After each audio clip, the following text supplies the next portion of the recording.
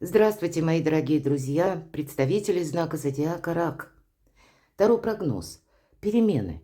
Развилка. Конец июня, начало июля. Это как завершение и начало. И если с одной стороны июнь месяц, это Юпитер в вашем знаке зодиака, и это эмпатия, это гармония, это желание душевной щедрости, теплоты, как и дарить эту теплоту, так и где-то принимать взаимообмен, то уже июль месяц, это у нас Уран в Близнецах. И Уран – это всегда какая-то реструктуризация, ломка шаблона. И если Юпитер в знаке зодиака Рак – это на год, а Уран в Близнецах – это на 7 лет. Давайте мы рассмотрим с вами те вопросы, которые не входят ни в одно видео. И не будем задавать какую-то конкретную последовательность, наоборот, позволим картам нам раскрыть ту цепочку развития событий, как подсказки высших сил. И два направления. Первое, возможно, то, что скрыто сейчас, но будет меняться. Это то, что вы сейчас пока не видите, не предполагаете, но нужно услышать, чтобы, возможно, отложив в подсознании, быть готовым к каким-то переменным развитием событий. И второе направление – это ситуация прошлого, как какой-то нерешенный вопрос, незавершенная ситуация. И, может быть, вам нужно успеть, чтобы потом жизнь пошла с более правильной ноги. Но мы начинаем первое направление. И что же скрыто? Вот есть какое-то желание. Дьявол, карта, мои дорогие, правда. Эта карта, с одной стороны, как зависимость, безусловно. У кого-то это просто где-то наши привычки. Или трудоголики бывают, кстати сказать. Может быть, много работать приходится, потому что денежный вопрос приходится каким-то образом решать. Ведь это карта материальная в первую очередь. Я должна сказать, что может такое быть, даже с учетом планетарных транзитов, мы смотрим уже на июль, когда захочется что-то эдакое приобрести. То, о чем вы долгое время мечтали. Может быть, какой-то такой предмет, когда вы себе очень часто говорили «нет» или откладывали на потом. И это тоже по 15-му аркану проходит. А тут вот такой мы задаем вопрос себе: ну и сколько же я себя буду откладывать на потом? Или сколько я буду себе отказывать? Здесь поворот может быть именно в сторону самого себя, в сторону собственных желаний. Ну, а для кого-то проиграется, когда много работы, потому что есть материальная тема, нерешенные финансовые вопросы. И у кого-то вопросы страсти, личной жизни, отношений. Но это всегда карта подразумевает, что мы в некоторых тисках находимся. Нам именно находясь во власти, может быть, и предубеждений, или во власти собственных желаний, нужно не делать чего-то чересчур, рассмотреть какие-то подводные камни и рифы, а здесь мы можем словно ослеплены быть какой-то своей идеей. И поэтому не делай ничего чересчур. Или не настаивай где-то на своем. Но я должна сказать, по этой карте у нас будет достаточно физических сил, активности. 15-й аркан это дает. Что же скрыто? Ну, наверное, все-таки любовь. Для большинства из вас, и я искренне надеюсь, и здесь и чувство, и страсть. Здесь возвышенное и земное соединяется. Вот такие энергии могут быть для вас в июле. Вы можете даже ни о чем подобном не подозревать. Кто знает, может быть, это встреча с человеком. И правда, тут можно влюбиться. Аркан мага. Обратите внимание, два старших аркана. С одной стороны, маг, иногда мы говорим великий манипулятор, но вообще-то это великий практик. Поэтому это и вы в таких возможностях находитесь. И, повторюсь, планетарные транзиты говорят о безграничных возможностях для вашего знака зодиака, но все-таки маг – это реалист, он великий практик. И если вот эти сильные эмоции вы можете ощущать, это как одна часть вас самих словно, которая, ну, призывает вас сделать что-то определенным образом. А вот часть души – это больше то, что с холодным рассудком связано, или интуицией. Тут интуиция будет вам давать правильные подсказки. Она может вас останавливать.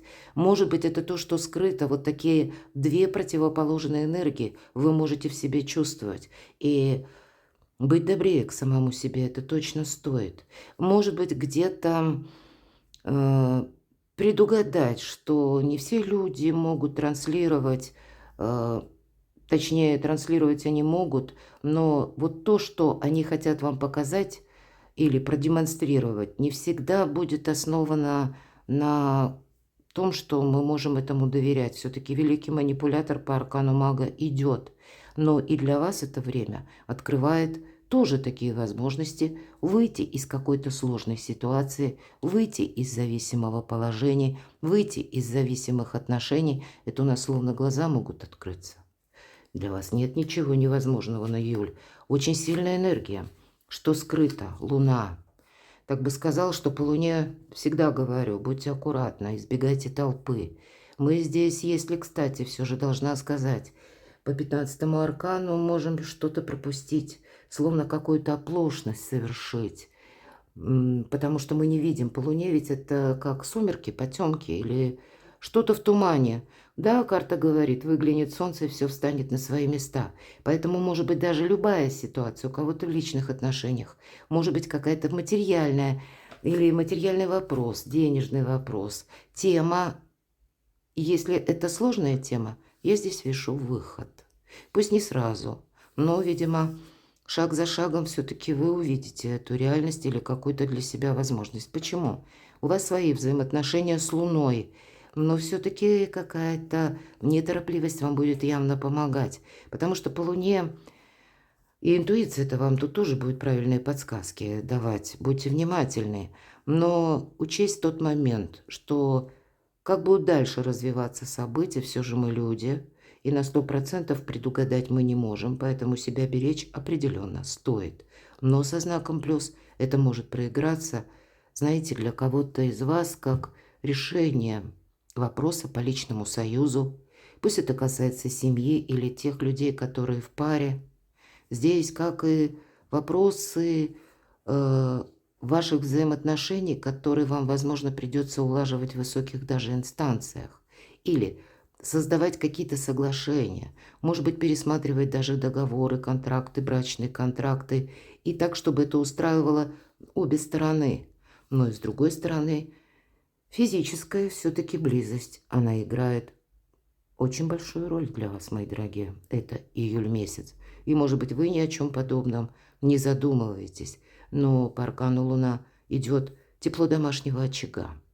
Близость не просто физическая, а близость души, единение души, эмпатия, гармония. Все то прекрасное, к чему мы стремимся, по сути дела. То, что не опишем словами, но то, что нас вдохновляет, то, что вселяет уверенности в завтрашнем дне. И пусть сама по себе карта зыбко непонятная, Луна, но уже по Луне интуитивно мы можем чувствовать, как новое дыхание перемен, новых возможностей, мои дорогие. И эти скрытые возможности в тени. Здесь все-таки правильный баланс вам придется держать. Или где-то, если рядом карта мага, демонстрирует одно, а вот увидеть тайна, которая скрытая, разгадать, может быть, ее, или то, что находится за кулисами, то, что пока нам не демонстрирует, быть внимательным к самому себе и, опять же, подсказкам собственной души. Здесь могут быть как и озарения, так и буквально вплоть до ясновидения. Посмотрите, все 4 карты об этом тоже. Какое-то удивительное время для вас, мои дорогие. Так что уже скрыто. Королева чаш. Это карта любящего человека. Это, знаете, той безусловной любви, которая касается, как мы любим детей, или как родители любят нас, или это пусть отношения в паре между мужчиной и женщиной. Хотя по этой карте иногда идет некоторая жертвенность и ожидание, именно ожидание. Но больше именно эта колода говорит об интуиции, дополняя как раз Луну. И вопросы личной жизни, вопросы пары, я вижу, июль – это тема номер 1. И деньги все-таки тоже. Все то, что мы говорили в самом начале. И десятка монет. Это теплый, уютный дом. Это наши близкие. Это наш как надежный якорь. Может быть, и вопросы жилища вы будете решать, и значит, есть возможности решить, есть возможность и благоустроить свое жилье. Или даже если у кого-то из вас на повестке июля будет стоять перемещение, может быть, и вынужденное перемещение, такое я тоже допускаю. Все же 15-й старший аркан, он включает в себя разные метаморфозы, но в конечном итоге вы получите тот эквивалент, который вы хотите. Главное определиться, что как конечный продукт я хочу получить и какие у меня для этого есть ресурсы в дне сегодняшнем. И вот как по Луне. Сделали шаг один, не торопимся. Сделал шаг и осмотрись, что вокруг, что люди говорят. Вот интересно. Но карта обещает какой-то волшебный период в июле месяце, и вы можете сейчас этого не видеть. Хорошо, что же июнь? Что же в июне, как из прошлого? Нерешенные вопросы. Чему вам нужно уделить внимание? А что нужно успеть? Двойка чаш. Не отказаться от каких-то взаимоотношений, провести какие-то важные диалоги, ведь это всегда взаимодействие. Это единение, опять же, души, мы на одной волне. Может быть, даже то, что не удалось вам, мои дорогие, согласовать прежде, то здесь люди в конце июня уже рады вас видеть. И это даже мы можем переложить на чиновников или на решение каких-то рабочих вопросов, обсуждение спорных тем. Вы сумеете со всеми договориться. А с вашим высоким уровнем эмпатии и интуиции, да правда, уже в июне даже то, что стало на какой-то стопор, паузу или не было прояснено, вот здесь прояснено быть может. И это нужно, наверное, как-то успеть. Что же еще нужно успеть? Посмотрите, два туза, туз чаш, туз монет. Это карта, как и помощи высших сил. Или какого-то очень удобного случая. Или не случайных случайностей. Получение денег. Или правильных вложений, может быть, денег. Но это не про лотерею, мои дорогие, ни разу. Я всегда об этом говорю. Помните, на весь период эпохи Водолея или Плутона в Водолее мы не должны рисковать собой. Вот здесь легкие деньги будут опасны. Вверху у вас аркан дьявол. Здесь нужно все-таки что-то просчитать. Но по тузу монет это может быть какая-то важная новость, важный сам по себе документ, который вы либо получаете, а прежде ждали, или прежде вы даже не знали, к кому обратиться или как провести важные согласования. Может быть, это будет какая-то правильная, достоверная информация, и словно вы знаете, как вам теперь действовать. Все же у нас туз, один пентакль, и часто это как зернышко, которое мы садим в землю для того, чтобы получить богатый урожай. У кого-то учеба может проиграться в каком-то новом направлении, в новом творчестве, ремесле. Да вы тут за что не возьметесь, у вас все как-то оно может быть сложено в какой-то единый волшебный узор, мои дорогие. Правда, что еще нужно успеть? Двойка жезлов. Как от чего-то все-таки не отказаться. Два жезла соединены, обратите внимание, в одной руке, переплетены между пальцами. И прообраз нашего земного шара. То есть есть какие-то партнерские отношения, это точно, которые должны продолжаться. И словно высшие силы говорят, что мы тебе помогаем. Или вы можете, даже если у кого-то были вопросы, знаете, такие, вы обиделись, допустим, друг на друга, или вы не поняли, у кого-то была ссора. Ну, помириться так это точно. А если мы переложим две двойки, две карты взаимодействия и одновременно какого-то продолжения в новом направлении, то тут, правда, что-то может начаться с новой ноги. Но, может быть, договориться. Или проговорить что-то, то, что на подсознании находится, но вам не дает покоя. Вынести на поверхность какой-то важный разговор или беседу, чтобы не осталось белых пятен, чтобы вы сами ничего не додумывали. Как известно, мы, если сядем рассуждать, мы много до чего можем додуматься, а здесь нет. Здесь нужно, наоборот, максимально прояснять. А ясность – это то, что у нас на ладони. Поэтому не додумывайте. Тут время реальной жизни, а не глубокой философии на мелком месте. Хорошо.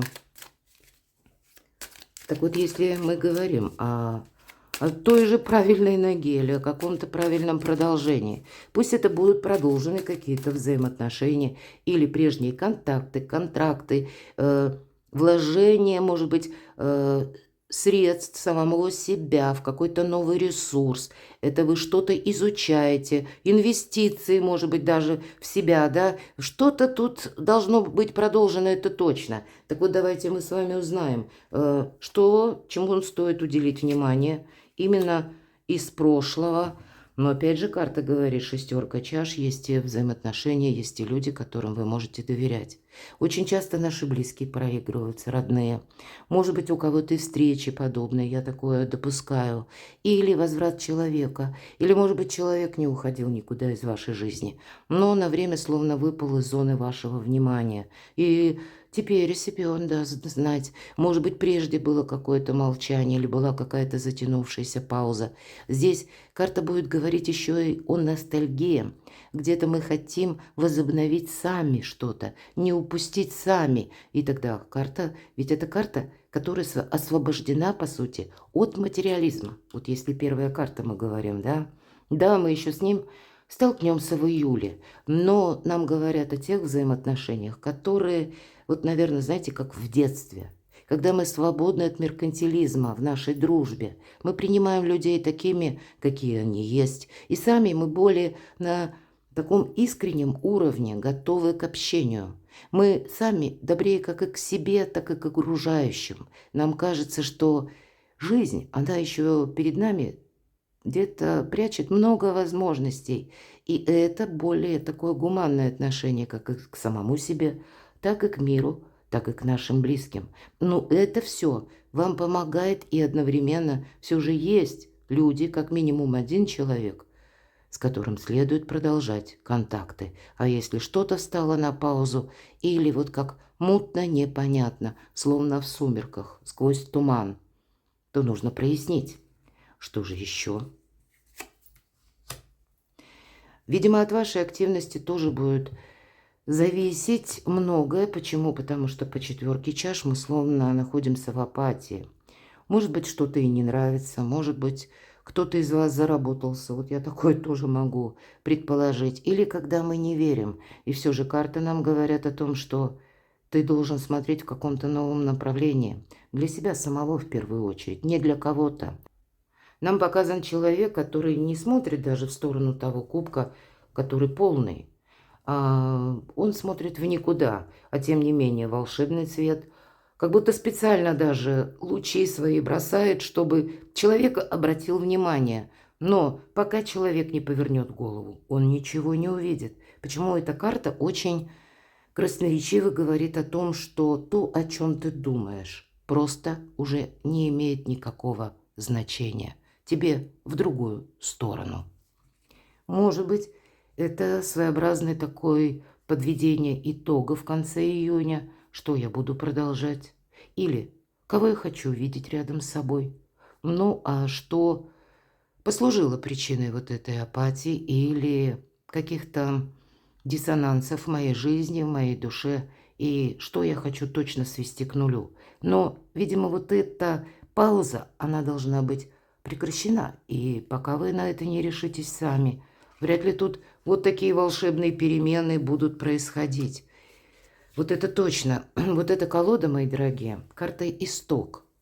Обратите внимание. Эта колода, она немножко своеобразная.